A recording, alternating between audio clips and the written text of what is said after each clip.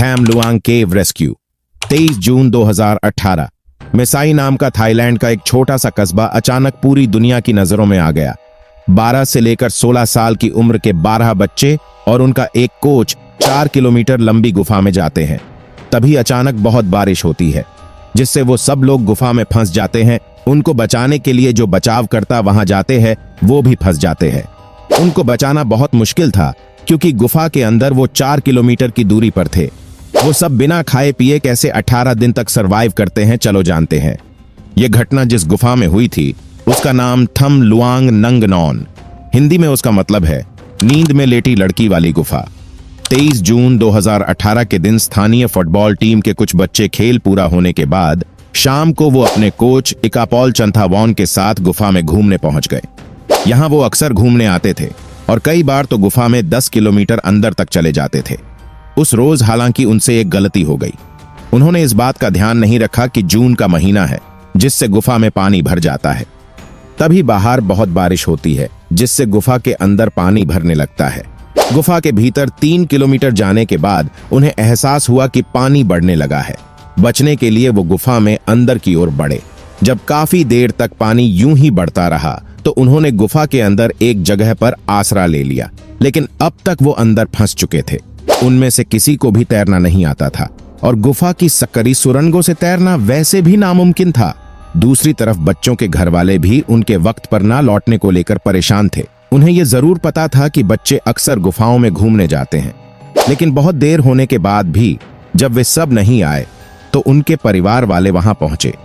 वहां पहुंचकर उन्होंने देखा कि गुफा के बाहर बच्चों की साइकिलें खड़ी हैं और गुफा में पानी भर गया है। ये देख सब परेशान हो गए।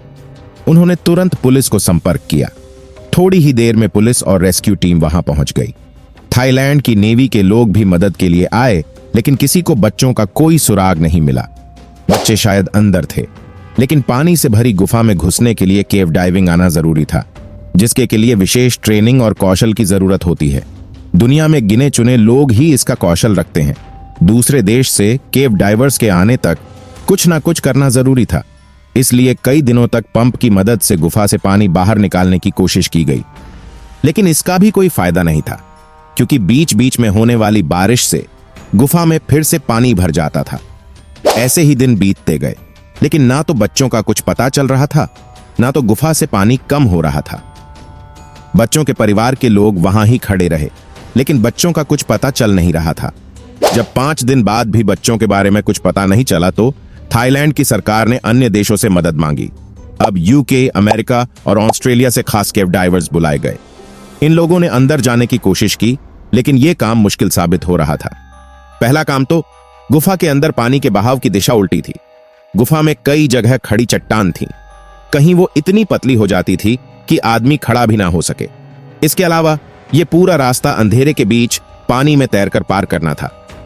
यह सब करते करते एक हफ्ता गुजर गया। वक्त बीतता जा रहा था। अंदर फंसे लोगों के पास ना रोशनी थी, ना खाने को था, ना पीने को।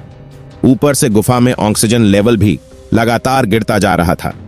पानी इतना अधिक था कि 1 सप्ताह तक यह भी पता नहीं चल पाया कि गुफा के अंदर फंसे बच्चे और उनके कोच जिंदा भी हैं या नहीं। उम्मीद कम थी, फिर भी बचाव दल काम करता रहा। आखिरकार 1 जुलाई 2018 के दिन उम्मीद की किरण दिखाई दी। यूके के 2 डाइवर तैरते हुए किसी तरह बच्चों तक पहुंच गए। उन्होंने देखा कि बच्चे कमजोर लेकिन सही सलामत हैं। 1 हफ्ते तक उन लोगों ने गुफा की छत से टपकने वाली बूंदों को इकट्ठा कर पीने के पानी का इंतजाम किया था। बच्चों के साथ जो कोच था वो एक बौद्ध भिक्षु भी था। उसने बच्चों को गुफा में ध्यान लगाना सिखाया, ताकि उनकी सांस स्थिर रहे और वो घबराएं नहीं। इन बच्चों का वीडियो जब दुनिया ने देखा तो हर तरफ खुशी की लहर दौड़ गई। अब और जोर शोर से दुनिया भर से मदद आने लगी। अगले कुछ दिनों में बच्चों तक ऑक्सीजन के सिलेंडर और खाने पीने का सामान पहुंचाया गया।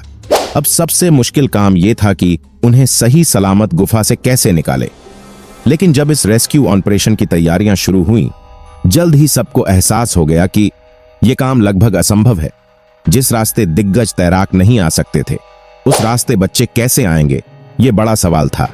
सबने अलग अलग तरकीब सुझाई। टेस्ला के मालिक एलन मस्क ने बच्चों की साइज की एक सबमरीन बनाने का सुझाव दिया, जिसे उनकी कंपनी के इंजीनियर खुद तैयार करने वाले थे। लेकिन गुफा का रास्ता इतना पतला था कि यह प्लान जल्द ही नकार दिया गया। अंत में बचाव दल को एहसास हुआ कि बच्चों को बाहर लाने का सिर्फ एक तरीका है, उन्हें ऑक्सीजन मास्क पहनाया जाए और फिर एक एक कर हर बच्चे को तैराक के साथ बाहर लाया जाए। इस काम में भी एक दिक्कत थी। रेस्क्यू की शुरुआत में थाई नेवी के कुछ लोग अंदर ही फंस गए थे। जब उन्हें बचाने के लिए इस तरह तैराकर लाया गया तो उनमें से एक ने पतली जगह और अंधेरे को देख घबराकर छटपटाने लगा। उसे बाहर लाने में काफी मशक्कत करनी पड़ी। बचाव दल को लगा अगर बच्चे भी इसी तरह बीच ऑपरेशन में घबरा गए या उन्होंने छटपटाने की कोशिश की तो उनके और बचाव कर्मी दोनों के लिए खतरा पैदा हो जाएगा। इसलिए तय हुआ कि सारे बच्चों को बाहर लाने से पहले बेहोश किया जाएगा। यह बहुत मुश्किल काम था क्योंकि बेहोशी की दवा खासकर बच्चों में एकदम ठीक मात्रा में दी जाती है, जिसके लिए एनेस्थेटिस्ट यानी बेहोशी की दवा के स्पेशल डॉक्टर की जरूरत होती है। इस काम के लिए एक ऐसे डॉक्टर की जरूरत थी जो एनेस्थेटिस्ट होने के साथ साथ कुशल केव डाइवर भी हो। दुनिया में ऐसे लोगों की गिनती बहुत कम थी।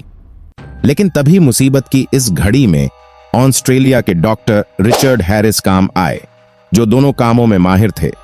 हैरिस को शुरुआत में जब इस ऑपरेशन के बारे में बताया गया तो उन्होंने इनकार कर दिया। उनके अनुसार यह ऑपरेशन असंभव था। फिर जब उन्हें बताया गया कि उनकी ना का मतलब बच्चों की मौत होगा तो हैरिस तैयार हो गए। आखिरकार 6 जुलाई 2018 को रेस्क्यू ऑपरेशन शुरू हुआ। इस दिन तक दुनिया भर से लगभग 100 तैराक इस काम के लिए थाईलैंड पहुंच चुके थे। गुफा से पानी पंप किए जाने का काम जारी था ताकि ऑपरेशन में आसानी हो सके। 7 जुलाई 2018 को अधिकारियों ने अचानक ऐलान किया कि वो तुरंत रेस्क्यू ऑपरेशन शुरू कर रहे हैं। स्थानीय लोगों के अनुसार 10 जुलाई तक गुफा पूरी तरह बारिश के पानी से भर जाती थी, इसलिए बच्चों को जल्द से जल्द निकालना जरूरी था।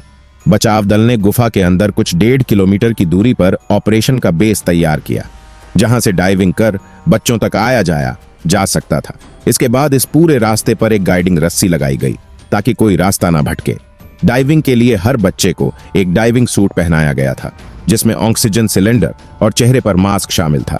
बचाव दल का तैराक बच्चे को अपनी बाईं या दाईं तरफ लेकर चलता था और गुफा के पतले रास्तों पर उसे आगे की तरफ धकेल देता था।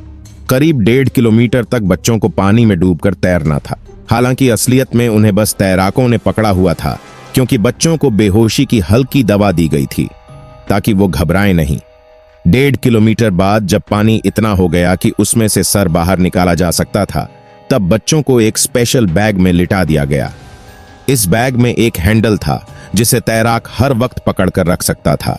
बाकी के रास्ते बच्चों को इसी तरह बाहर लाया गया। पहले दिन 4 बच्चों को बाहर निकाला गया और इसके बाद अगले 2 दिनों में 4-4 करके 8 बच्चों को बाहर निकाले गए।